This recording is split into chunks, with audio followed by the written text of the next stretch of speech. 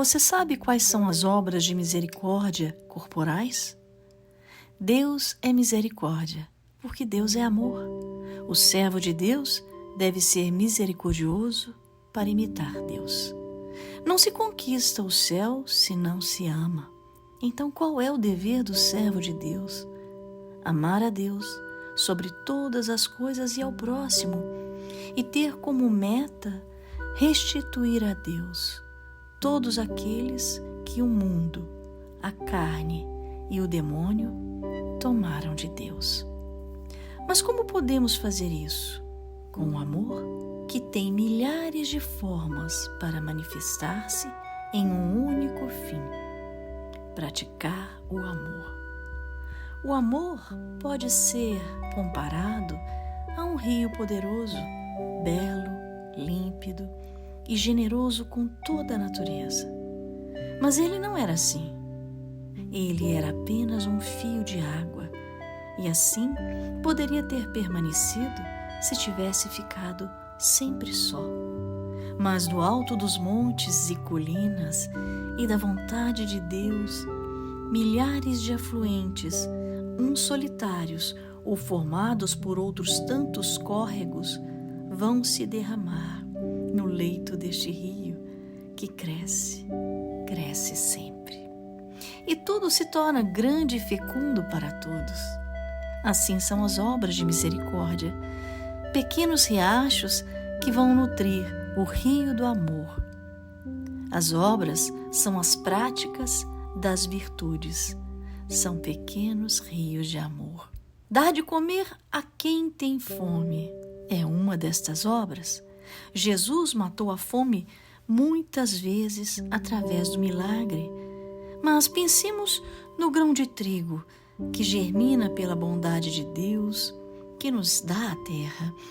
Tudo é graça deste Deus que controla os tempos, ventos, a água, o sol. Somos convidados a matar a fome de quem tem fome.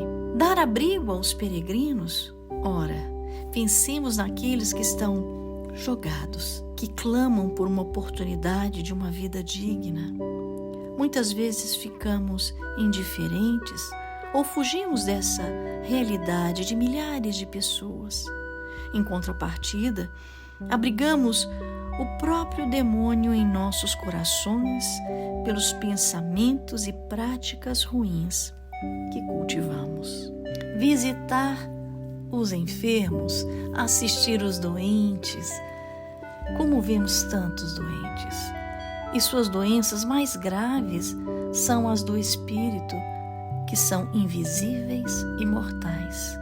O que tem mais valor? O espírito ou a carne e sangue? O espírito tem valor infinito comparado com a carne e sangue. Quando usamos de caridade, a caridade absolve o pecado e é a primeira das purificações. Dar de beber a quem tem sede. A água, mais do que o trigo, é de Deus. Porque o trigo é cultivado pelo homem, mas só Deus é quem cultiva os campos das nuvens, que descem em forma de chuva, de orvalho, névoa e neve, enchem os rios e nutrem os campos. Já pensou o que aconteceria se Deus não fizesse mais chover pela dureza dos nossos corações? Devemos ser bondosos, como Deus é saciando a nossa sede, que assim devemos também saciar a sede daqueles que estão sedentos. Vestir os nus. Quando Deus lança o seu olhar para a terra, vê por toda parte pessoas nuas ou cobertas com trapos que mal lhe salvam a decência e nem as protege contra o frio. Passar frio dói os ossos, dói na alma. Assim como devemos assistir os famintos, os sedentos, devemos assistir os nus. Visitar os encarcerados. Será que todos os que estão presos por seus crimes são por pura maldade? Será que não existem injustiçados no meio deles? Será que não foram levados a delitos quando no fundo nem eram criminosos? não sabemos muitas coisas, mas Deus sabe. Mas para todos os criminosos, mesmo que pagando pelos seus crimes, não devemos tirar deles a esperança do perdão com o nosso desprezo. A prisão é uma expiação. Não basta pagar o que é devido à sociedade humana pelo delito, mas é necessário, em primeiro lugar, pagar a parte devida a Deus, para que, expiando e arrependendo, possa alcançar a vida eterna. A caridade ao condenado é para ele uma luz nas trevas. Aquele que mata também é um morto. Deus sabe tudo. Sabe, inclusive, que há muitos homicidas e ladrões no meio dos bons e que não estão encarcerados. Tenhamos sempre uma palavra de misericórdia à alma, ao invés de só um julgamento cruel. Sepultar os mortos. Todos nós nascemos nus. Todos morreremos, tornando-nos despojos mortais, destinados à corrupção. Reis ou mendigos, assim passaremos pela morte. O pó volta ao pó. E, em um momento, a alma foi perfeita quando Deus a criou.